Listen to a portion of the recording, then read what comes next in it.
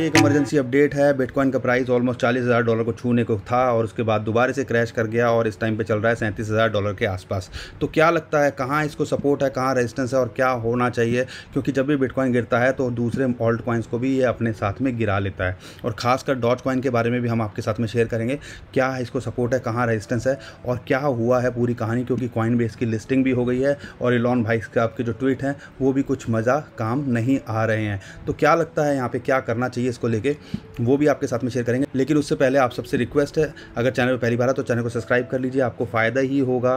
क्योंकि हम ऐसी अपडेट्स जो है लगातार करते रहते हैं। हमारी फैमिली का हिस्सा बनिए। सब्सक्राइब का ऐसा कोई बटन होगा उसको क्लिक कर दीजिएगा या सब्सक्राइब लिखा होगा उस पर क्लिक कर दीजिएगा और बेल भी दबा दीजिएगा, ताकि जो भी अपडेट हो रेगुलेशन से रिलेटेड, न्यूज़ से रिलेटेड या टेक्निकल एनालिसिस से रिलेटेड, वो सब आपको मिलती रहे। और ट्विटर और टेलीग्राम को भी फॉलो कर लीजिए। बहुत सारी जो इन्फॉर्मेशन है जो यहाँ मिस हो जाती है वो हम वहाँ एकदम से कर देते हैं। कल मैटिक के लिए बहुत लोगों ने डिमांड किया, वोट किया, तो हमने वहाँ शेयर किया। आई एम श्योर उसका भी आपने कोई ना कोई फ़ायदा उठाया होगा। तो इसका भी जो लिंक है नीचे डिस्क्रिप्शन में दिया हुआ है ट्विटर और टेलीग्राम का, उसको फॉलो कर लीजिएगा। तो सबसे पहले बात करते हैं बिटकॉइन के प्राइस की। बिटकॉइन को क्या हुआ एकदम से दोस्तों, ये जो रेड लाइन दिख रही है ना आपको, रेड लाइन जो है एक 21 डे का मूविंग एवरेज है। और हमने आपको लगातार बोला है कि हमेशा 21 दिन का जो मूविंग एवरेज है वो एक इंपॉर्टेंट सपोर्ट या रेजिस्टेंस जो है बन के निकल के आता है। अगर टेक्निकल एनालिसिस में बात करते हैं तो इस टाइम पे 21 दिन का मूविंग एवरेज एक इंपॉर्टेंट रेजिस्टेंस निकल के आया और उसके बाद में वहाँ उसने सस्टेन नहीं किया और दोबारा से नीचे आ गया अगले दिन। एक अच्छी बात क्या है कि जो सिमेट्रिकल ट्रायंगल ये आपको दिख रहा है, इसको ब्रेकआउट करने की कोशिश की, इसके ऊपर क्लोज किया, लेकिन वहाँ दोबारा से ये डंप कर गया। और उम्मीद करते हैं कि अगर इससे ऊपर क्लोज करता है तो ऑल गुड रहेगा। अगर मैं सपोर्ट की बात करता हूँ तो इमीडिएट सपोर्ट जो है इसको $37,000 है। अगर उसके ऊपर क्लोज करता है तो ऑल गुड, नहीं होता है तो हमें $35,000 तक दिख सकता है।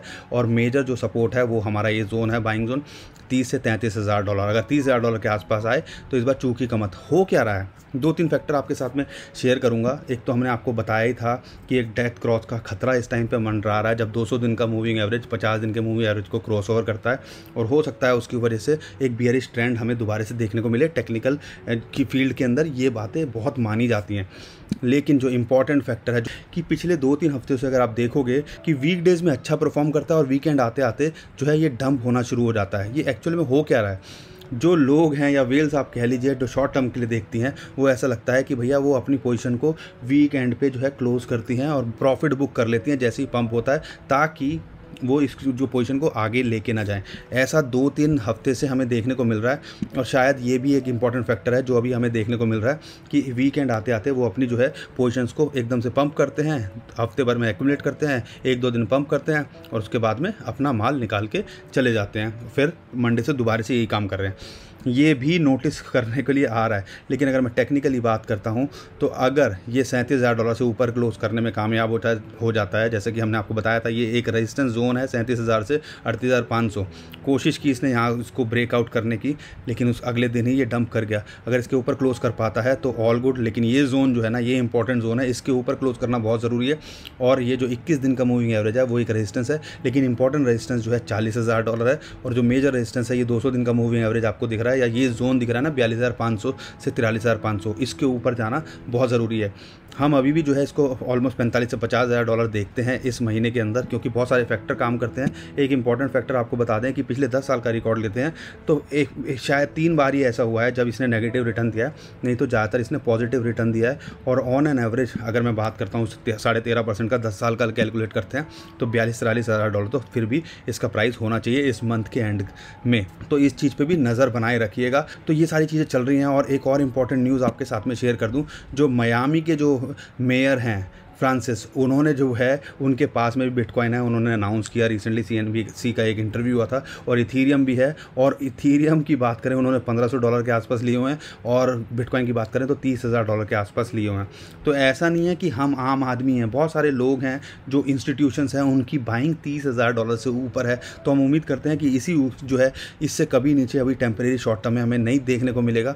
और अभी भी उनका प्लान है, वो कह रहे थे कि भैया मुझे टाइम नहीं मिल पाया, नहीं तो मैं डिप में बाइंग बाइंग करने की सोच रहा हूँ। एक और इंटरेस्टिंग न्यूज़ आपको दे दूँ कि HDFC बैंक फाइनली ऐसा लगता है कि शायद सुधरने लगा है RBI के उस सर्कुलर के बाद में, कि जिसके अंदर उन्होंने बोला था कि आप 2018 का सर्कुलर का हवाला देके लोगों के अकाउंट जो है नोटिस नहीं दे सकते, और उसके लिए उन्होंने जो है खेद जताया है। और HDFC की मेल्स आ रही हैं जिन जिन लोगों को नोटिस आए थे कि जो एडवाइजरी जारी की है 31/2021 की कस्टमर चूँकि ड्यू डिलिजेंस के रिगार्डिंग, तो अब जो है आपसे रिक्वेस्ट है, जो हमने मेल की थी पहले आपको, तो वो जो है उसको इग्नोर कर दीजिएगा। इम्पॉर्टेंट समझने की क्या बात है कि कहीं ना कहीं बैंक को जब तक ऊपर से डंडा नहीं आता, ये काम तो इनको पहले भी पता होगा, इनके सारे एडवाइज़र्स थे, सारी चीज़ें इनको पहले भी पता होगा, लेकिन अपने मन से कोई काम नहीं करना चाहता, चाहे सरकारी बैंक हो या प्राइवेट बैंक हो। ऐसा लगता है ये काम पहले कर लेते तो शायद बेइज्जती इतनी इनकी नहीं होती। और अब दोस्तों बात करते हैं डॉज कॉइन की। डॉज कॉइन का भी जो है लिस्टिंग हो गई है, ट्रेडिंग शुरू हो गया कॉइनबेस पे। उसके बाद में एलोन भाई साहब का ट्वीट भी आ गया नाइस इस चीज़ को लेके, लेकिन हमने भी उसके पीछे ट्वीट किया कि नाइस तो ठीक है, लेकिन ये जो है पंप क्यों नहीं किया डॉज कॉइन। तो आपको समझना पड़ेगा, अगर आपको ये लग रहा है कि कोई नई चीज़ बता रहे हैं, डॉज कॉइन के लिए हमने TA बताया था और आपको एग्जिट जोन भी बताया था कि अगर वार्निंग आपको दी थी, और बताया भी था कि $0.45 तक अगर एग्जिट जोन बनता है तो यहाँ पे आप एग्जिट कर सकते हो। चार्ट भी हमने आपके साथ में ऑलरेडी शेयर कर दिया, इसलिए कहते हैं ट्विटर टेलीग्राम को आप फॉलो कर लीजिए। अब समझने वाली बात है, $0.5 इसको इंपॉर्टेंट रेजिस्टेंस है, एग्जिट जोन यही बनता था और वहाँ तक उसने कोशिश की टच करने की और उसके वहाँ सस्टेन नहीं कर पाया। अब जो मेजर इसको सपोर्ट है वो है $0.33, और जो इंपॉर्टेंट बाइंग जोन आपका हो सकता है 0.25 से $0.3 के बीच में बनता है। अगर यहाँ तक आता है तो आप शायद एंट्री ले सकते हो, लेकिन इलॉन मस्क के अब जो ट्वीट है ना वो काम नहीं कर रहे, लेकिन कॉइनबेस या ऐसी कोई न्यूज़ आती है उनसे या डेवलपमेंट होती है तो आपको इस प्रोजेक्ट में पंप देखने को मिल सकता है। हमने आपको बोल ही दिया था मेजर जो इसको रेजिस्टेंस है वो $0.7 है और क्वांटिटी बहुत ज़्यादा है, इसकी वजह से जो है एक $0.5 भी इस टाइम पे इसको मेजर रेजिस्टेंस देखने को मिल रहा है। मार्केट में पैनिक है, एक अच्छा माहौल होता है तो सारी जगह अच्छा होता है। मार्केट में पैनिक है और आपको पता ही होगा जब पैनिक आता है तो क्या अच्छा कॉइन हो या कोई ट्वीट हो वो ज़्यादा खास काम नहीं करते, और यही हमें देखने को फ़िलहाल मिल रहा है। एंट्री के लिए देख रहे हो नए तो इन जोन के लिए वेट करो, एग्जिट के लिए देख रहे हो तो सपोर्ट और रेजिस्टेंस पे आप नज़र बना के रख सकते हो। और हमने आपको ये बात वीडियो में भी बोला था, अगर आपने नहीं देखी है तो वो वीडियो भी देख लीजिएगा जो हमने ऑलरेडी 24 से 48 घंटे पहले आपके साथ में शेयर की थी कि क्या होना चाहिए, क्या हो रहा है। और इथीरियम की बात करूं तो इथीरियम को जो इंपॉर्टेंट सपोर्ट है इस टाइम पे $2500 है हमारे हिसाब से। एक 2750 से अगर उसको सस्टेन नहीं कर पाया तो अब $2500 है। $2500 को इसको मेंटेन करना चाहिए, अगर वहाँ मेंटेन नहीं कर पाता तो हमें ये $2200 तक दिख सकता है। लेकिन 2-3 दिन हो सकता है हमें थोड़ा पैनिक देखने को मिले इस मार्केट के अंदर, लेकिन हम उम्मीद कर रहे हैं क्योंकि प्रॉफिट बुकिंग देखने को मिल रही है, जैसे ही पंप करता है फिर प्रॉफिट बुकिंग होती है और उसके बाद में शायद यहाँ से $2500 के आसपास ये रिकवरी कर जाए। इंपॉर्टेंट रेजिस्टेंस है इस टाइम पे 2750 और मेजर रेजिस्टेंस है इसको $3000। जब तक ये $3000 को ब्रेक नहीं करता तो जो है हमें अगले जोन के अंदर जो $3500 के आसपास है वो ट्राई करते नहीं दिखेगा। तो इन सपोर्ट और रेजिस्टेंस पे आप नज़र बनाए रखिएगा। बहुत सारे लोग हमसे वजीरेक्स के बारे में पूछ रहे हैं। वजीरेक्स के बारे में हमने आपको ऑलरेडी बता दिया था, अगर आप एंट्री देख रहे हो तो जो एंट्री रहेगी वो $1 के आसपास रहेगी। तो मैटिक के बारे में आपको बता दें, जो इसको इंपॉर्टेंट सपोर्ट है वो इसने फर्स्ट सपोर्ट तोड़ दिया है। इंपॉर्टेंट सपोर्ट इस टाइम पे $1.5 है।